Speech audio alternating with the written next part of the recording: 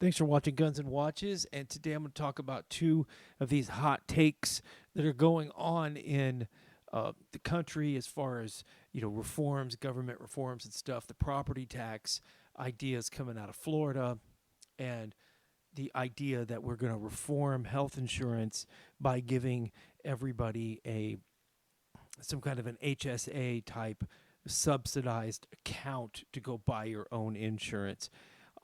Want to tell you ahead of time, I disagree with both of the big ideas that are coming out right now, and I'll tell you why. But before I do that, I want to say that we have to get back to the place where we can have discussions about stuff on the right, on conservative land, or even in just non-Democrat land. I mean, it doesn't even have to be a right or left thing, because the Democrats are just a bunch of zombies who have to believe the same exact thing, or they eat their own. Now that the Republicans, who are not exactly conservative at all anymore, have adopted the same thing, where if you don't believe the thing that's popular today, then you're going to get drummed out at the party, or you're going to get drummed out of the club. Now what we see is nothing but chaos and mob rule going on in the country, which is no good at all. We need to be able to kick these ideas around before they become law, because once they become law, they never go away. So the first thing I want to address is this idea of having the HSA account for everybody in the country to go buy their own health insurance. And I want nothing to do with it. I do not want the federal government to have anything to do with health care at all. Before we had this, before Obamacare came out, I had these young adults in my life that were pro Obama. Whatever he wanted to do was dreamy, and they said we needed Obamacare because people needed to have these emergency plans and they needed to have basic health insurance. And these young adults had never looked into it, and I did it for them. I went and researched with their ages and genders and all their stuff. I went and looked for these two 20 somethings if they were willing to spend $125 a month for individual critical health care plans. At the time, they could have a $10,000 deductible, a $10,000 max out of pocket for $125 a month and be completely covered. That right now, if you're hearing that and you've even looked at your health insurance in the last 10 years, you know that that would be a dream today. Today, if you have employee sponsored health care with your family, you're paying hundreds of dollars a month, and your employer is paying about $1,000 a month, for a total of $20,000 a month for you to have $6,000 or $7,000 of out of pocket maximum health insurance, with large copays on a host of services. We're totally worse than we were before the government got involved. The way out of this is to just repeal it and let the chips fall where they may. And that's just the only way out of it. I don't want the government knowing anything about my business and health.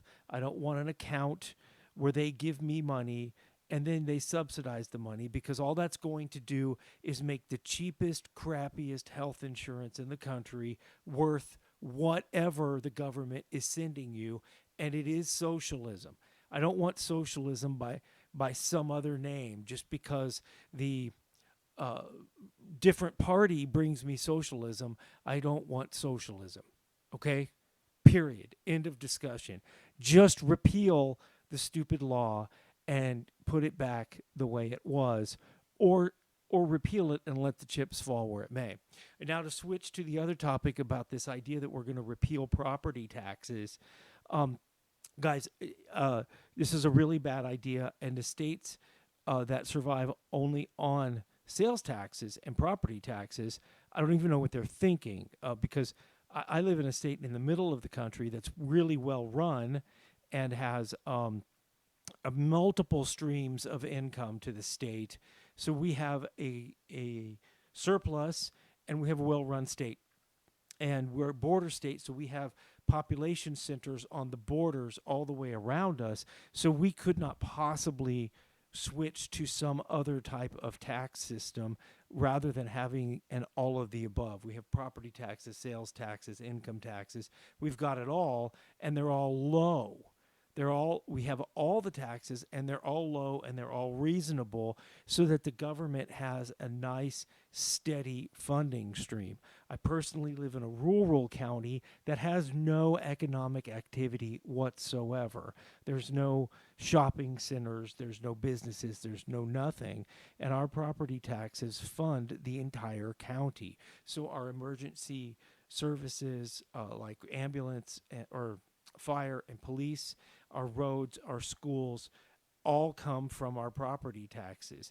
If you were to repeal that, there is no other way for my county to have a steady income source with which to fund its business, its necessary services. Just doesn't exist.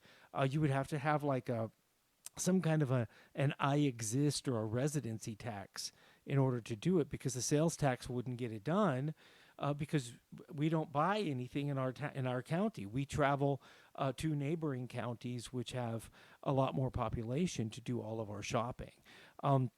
So these states that exist on just sales taxes. In fact, I grew up in a state like that. It only works because the population centers are deep inside of these states, so people can't travel to the border states for a lower cost to buy goods, and they can't ship it in. They have to pay the sales tax for those localities in order to get their stuff. If you could travel away, then you would do that, and you would end up shorting the big states. So that's just really a bad idea, and you would, in Florida in particular, who keeps talking about doing this, needs to realize that all of those people, all those really wealthy people that have moved to Florida in the last 10 years, if you make Florida uninhabitable, they will leave. And they may decide to go back to the Northeast or back where they came from just because they miss their families. And then you're going to lose all of that revenue and end up messing up. So this idea that you could just eliminate the property taxes is foolish. However, that's what most people hear.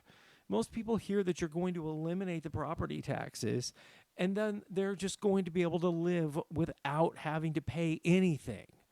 That's what you're telling people, and that's what people hear, and that's what people believe, that the thousands of dollars a year that you have leaving your household in order to fund your locality's services, it's just going to go away, or somebody else is going to pay it. They're not telling you that we're going to repeal the property taxes and replace it with enormous sales taxes or enormous income taxes, because you need that average income of $3,000 to $10,000 per year per household coming into these state governments, state, local, county governments, in order to run the place. You need the money. So the people who are saying we're going to get rid of the property taxes think you're just going to get rid of the property taxes, and they're not going to go and they're not going to live. So what the country should do, what the states should do, what I believe mine has done, is that you need to put caps on this, that they can only go up by so much, that you can't do this inflating home values in order to inflate property tax values. And California did a thing a long time ago when the property values were going skyrocketing, is they said that the rates can't go up and the valuations can't go up until the house changes hands. So that way, if somebody has lived in a house for 20 or 30 years and they've been paying steady $8,000 a year in property tax, that they continue to pay $8,000 a year in property tax until the house sells. And then when the house sells, the new owner is going to have to pay the $15,000 or $20,000 a year property taxes. So that way it protects your seniors and gives people a level playing field. But the idea there's going to be no property taxes and no diversified portfolio of income to the government is just immature at best.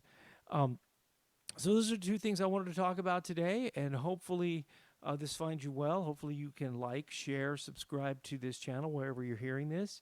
The channel is called Guns and Watches, and that's primarily because I want to talk about guns and watches, but I also want to talk about political commentary with some thought behind it, not this bomb throwing stuff. So let me know what you think in the comments, and have a good day. Have a good week.